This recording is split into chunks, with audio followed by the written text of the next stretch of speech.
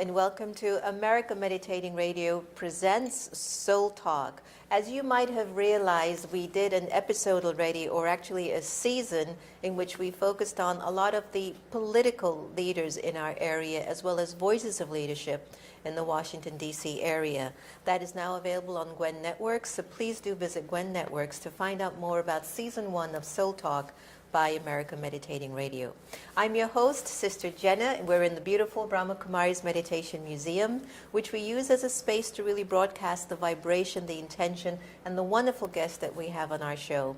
Today we're going to be talking about money and karma, money and spirituality, to try to understand what's at the root cause of how we earn money, spend money.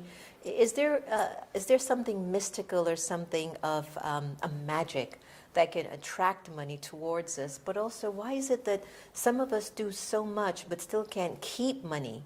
So these are some of our questions, and today I have a wonderful guest in the studio audience, my wonderful brother, Nirakar Pradhan. I love it, because whenever you say your name, you just go right into it, right? Thank you very much for having me. It's so nice to have you. Now, I know that you've been a chartered financial analyst for, almost 30 years? No, this is CFA charter I got recently, but I am a member of the CFA Institute for more than 10 years. Oh, that's lovely. And you also have a doctorate in credit derivatives as well. And for 30 years, you've been in the banking and investment industry, as well as a meditator for almost 15 years. That's what got my attention with Nirakar, because I love to talk to people who are spiritually connected, spiritually inclined, and who are still very much producing in the world. But I believe it's safe to say you've retired now? Yes, you are correct. So you're traveling. Yes, that's why I'm here. That's so wonderful. When I first met Nirakar, his vibrations of peace and lovingness and openness was so brilliant. He relocated from India to Germany to France, where he learned French, German, he speaks his Hindi, English, and so there are no limits to who we have today in our studio audience. So now let's get into this conversation. Money and spirituality. Yeah.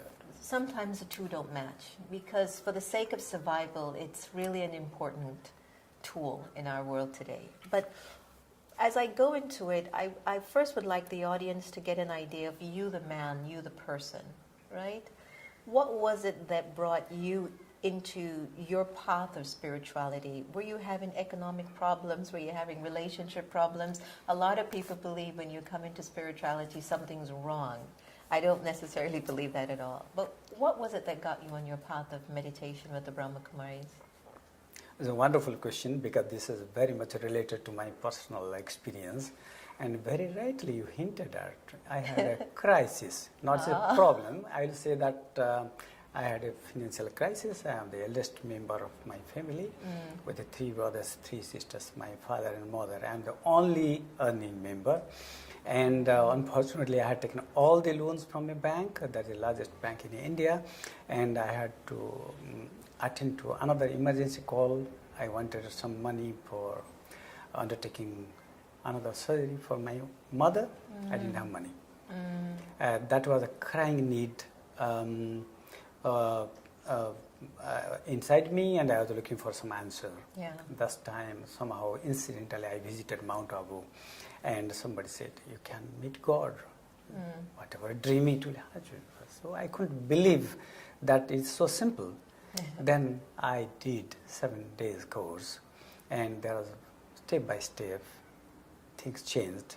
If I can say so, I turned myself from zero to hero. Wow. 60 years old I am today.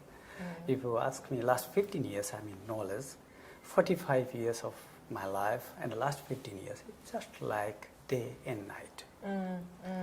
What it did tell me, any question I ask Baba, comes the answer within a second. So last 15 years, if I ask, inform you what I have done. First I did AFRM, one certification from USA. That gave me confidence how to be most efficient professional in my type of industry. I was in treasury and investment. I become so efficient. Just Oh, to tell wow. you, it was a record profit. It was in 2002. I achieved record profit for my company, which is more than 100%.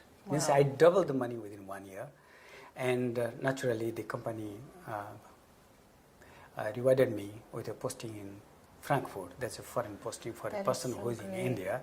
Wow. And being 5 years in Germany, getting salary in euro, not in Indian rupees, took care of all my financial requirements. Can I tell you this, Nirakar? I have heard so many stories like this, and I'm not connecting it that in order for you to get out of your crisis, you study at the Brahma Kumari's meditation. I think what I appreciate when I hear these stories is how when you enter into a spiritual body or a thought of higher thinking, all of those questions or doubts or fears that we were going through, which is the block to acquiring that freedom that we're looking for, moves away.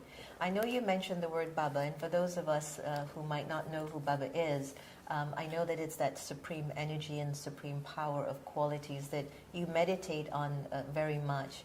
Would you like to share a little bit about what your experience is when you really sit in meditation, and what's your pattern of meditating on your relationship with God or Baba or Allah, Shiva, Jehovah? Very good question. Again, let me answer that question from my own experience. When I asked the question, where from I get money? Answer came, have knowledge. And what type of knowledge? Who I am, what I want, where I want to be. And I found the brilliant ideas. Before I had fear, I have all negative emotion that blocked my clear thinking. Yes. Now I have a clarity. I want to be more, knowledge means again who I am, the spiritual knowledge, and where I am and where I want to be. And within 1 year, I accomplished one certification called FRM that gave enough confidence how to be the best in my profession. And that enabled me to get a record profit for my company in Mumbai, in India. And my company rewarded me with a posting in Germany, and I got salary in euro and all that. That took care of my own problems, for which was my immediate objective. Right. But this is the beginning of a beginning. Right, right. So I didn't stop there. I wanted to go deeper and deeper, both professionally and spiritually. And that's why I am here. Yes. So I was mentioning earlier that you mentioned a word called Baba. I know what Baba means. In the Brahma Kumaris, we use it a lot.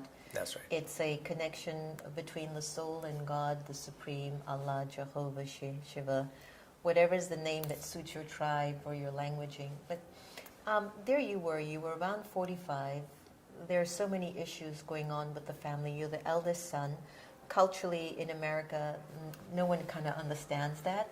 But in Indian culture or more ancient cultures, the elder takes care of the whole family going down. That's right. So now you're under a lot of pressure. You want to do well to help the family. You bump into the Brahma Kumaris. You end up getting knowledge for the 7 days course. And I'm only saying that for clarity for the audience that's listening in. But then you said something very important. You became clear. The blockages were going. You were no longer in an energy where you were in fear mode. So when you actually sit and meditate, can you share with us maybe just one or two things that you do to gain that connection that really helped you to become clearer? That's right. What happens, technically we call it soul consciousness and body consciousness. The body is what we can see inside my body, my physical body, hands, legs, and physical shape, and also what I see outside. Once we are in this body consciousness, then we look at the problem as if I have to solve. Right. But when you become soul consciousness, you get detached from this physical world.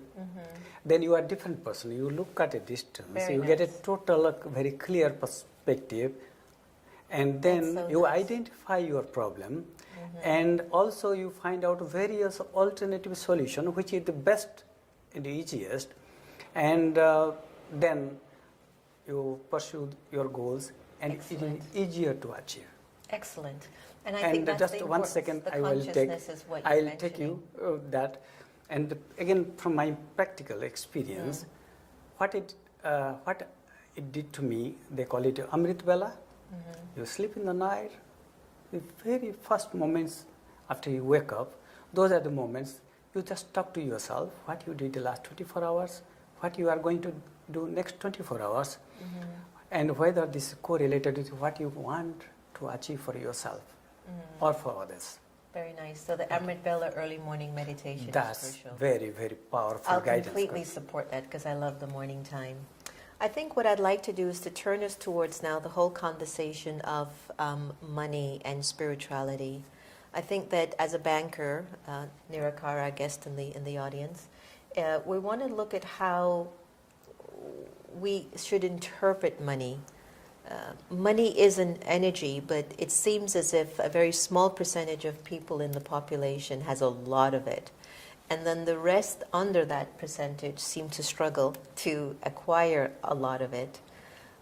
Talk to us about the linkage between money and spirituality. How do you interpret that? Okay. Money again belongs to the physical world or body consciousness stage. Okay. So if a person who is spiritually rich, I mean, he understands money differently compared to a person who is not spiritually initiated. Let me give you an example. Suppose there are two individuals, each one having $100,000. The person who is spiritually rich, he'll try to optimize value of this $100,000. If he needs only $1,000 for himself, for whatever the minimum comfort that he needs, maybe he will try to optimize value of this money by investing the remaining $99,000 for the good of others. A person who is not spiritually initiated and having $100,000, he may think $100,000 is nothing, I should be billionaire. So he will try to see how this $100,000 can be multiplied so that he will be billionaire. So their approach to money will be totally different.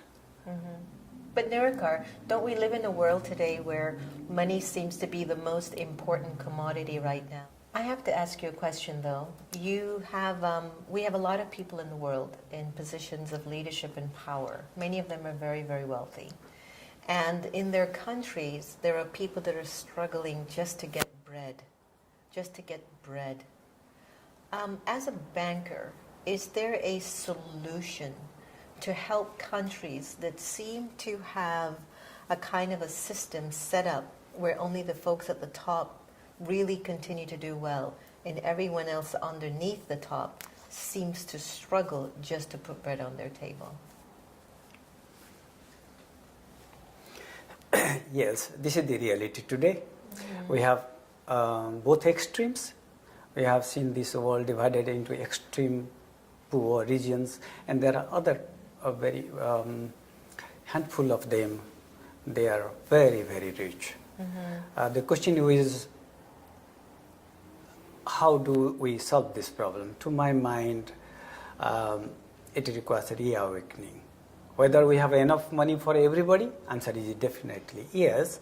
But whether the rich will think of the poor is a question mark. To me, things are changing, and changing also very fast. We have seen many, many rich people. They are understanding that by just holding on to the money, they don't create enough value. Yeah. So they are coming into the path of spirituality, donation, sacrifice, having many, many social projects. So I think the journey has begun. And now coming to the other part of answering the question, money. Yes, every one of us, we want broadly three things: health, wealth, and happiness. Without any money, probably I'll not be happy because I don't have money to spend for my living or for my health. Okay, we need health, wealth, and happiness.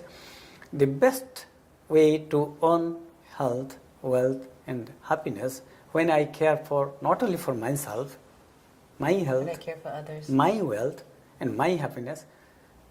In case I have enough for me, immediately I think of others. And that is the world we want to be.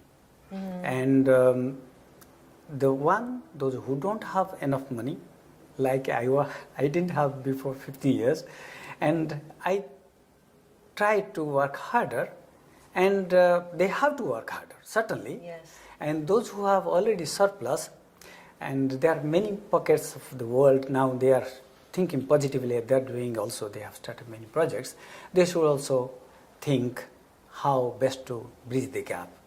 So it has to be total efforts. Yeah, yeah. You know, because for the culture, let's say our brothers and sisters that perhaps even earn just $2 a day, can you talk to them about banking? Can you talk to them about investments when their primary focus is just for survival? And I know that Prime Minister Modi has been doing a lot of good work to see how best he can elevate those in India particularly who are under more the poorer class structure. Have you any knowledge about some of the implementations that Prime Minister Modi is doing right now? This is a very, very good question. Thank you. You know what happened last week? Moody's is one of the 3 global rating agencies. Moody's have upgraded India credit rating from Ba3 to Ba2. What it means, Indian credit worthiness outside the investors outside India, the outlook has been upgraded. This is the result of huge economic and political efforts taken by many governments and the Indian people, the Indian corporates for last many, many years. Economically, we have taken a range of reforms. Last year or year before that, India emerged as the fastest growing economy among major economies. And the way the reforms have been taken recently, and I can name a couple of them: demonetization, that is demonetizing the high value currency; digitalization, encouraging people to open bank account and do their transaction on card rather than cash; and third is GST, uniform taxes throughout the country, India, such a huge country. All these are going to further enhance the India growth rate. What it means, it has been growing 6 to 7%. To me, another couple of years, it will grow 8 to 10% for at least next 20-30 years. What it means for the investor, our stock market return, the risk and return are 2 sides of the investment, and the risk can be divided into basically broadly 3 parts: low risk, average risk, and high risk. Similarly, return, low return, average return, and highest return. Indian capital market, if you look at the global economic and market scenario, probably risk adjusted return, which means how much a return you get for how much risk, probably the best in the world today. Wow. Yeah, you were mentioning yesterday that you believe that the country that a lot of people should really start to invest in is India. That's correct. India has emerged as best investment destination. Overall, Asia will be they call it Asia will be the growth engine for 21st century. Asia belongs to 21st century. Among Asian country, and probably India will be one of the best. Okay. Now, what is there for the investor? Stock market return, if you look at the last 15 years, Indian stock market has given a return of 15% in US dollar. Year after year, you have got a 15% return. You are holding investment for only 1 year. After 1 year, you withdraw money, there is 0 tax from Indian stock market return. Very unique.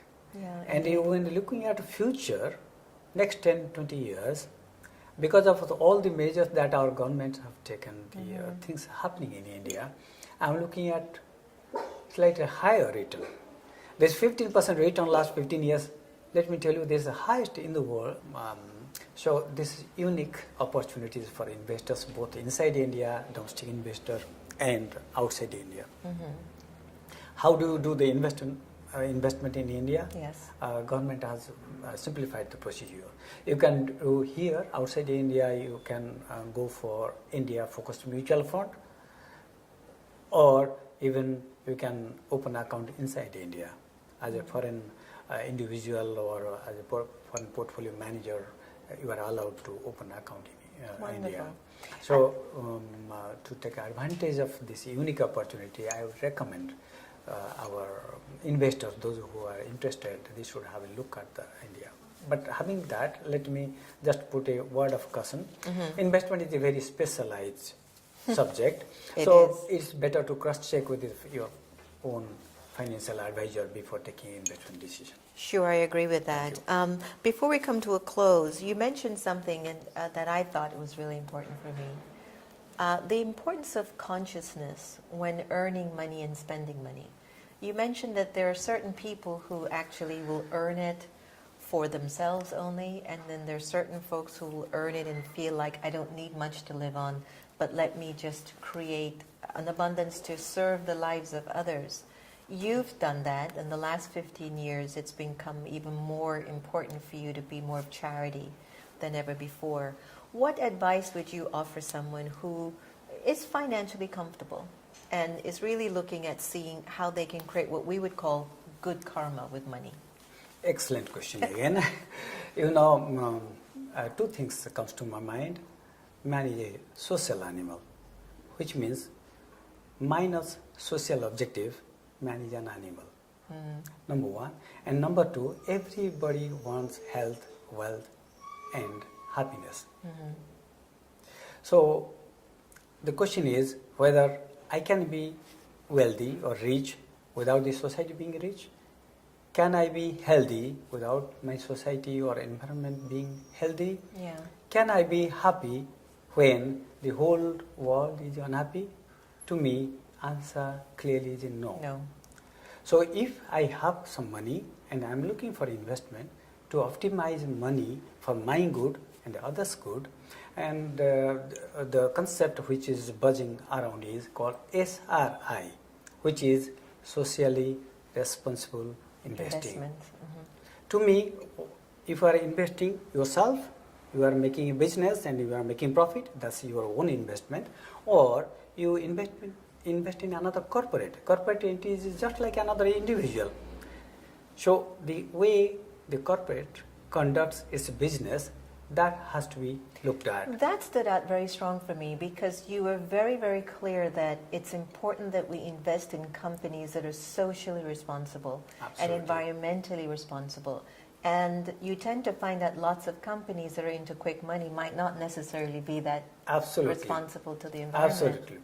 Those type of money making, those type of health is not sustainable on a long run. We have seen many such companies come and they have a lot of profit and over years they have become bankrupt. Yes, I agree with that. So as a responsible human being, I should see not only how I optimize my wealth, my health and my happiness, really how do I optimize my contribution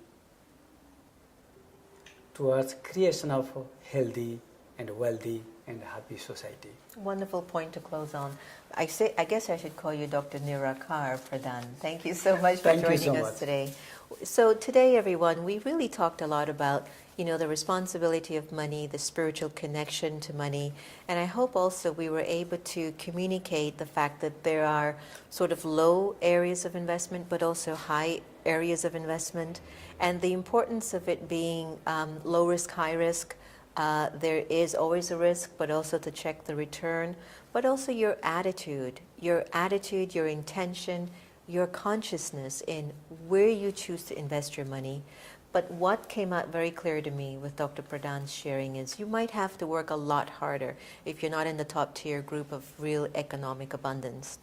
And so that means to me that my integrity, my faith, my courage, my ability to want to help humanity, to keep pushing in, pushing in, pushing in, and doing as much as I can, not just because I need money, but because I'm passionate to be of service. I'm passionate to share. There's something that I feel is a gift to me from the divine, and that's where I'm working from. So if you're having a real challenging time economically, Nirakar, what he did, he ended up in meditation and it cleared a lot of his cobwebs. And of course, I'm a strong supporter of meditation.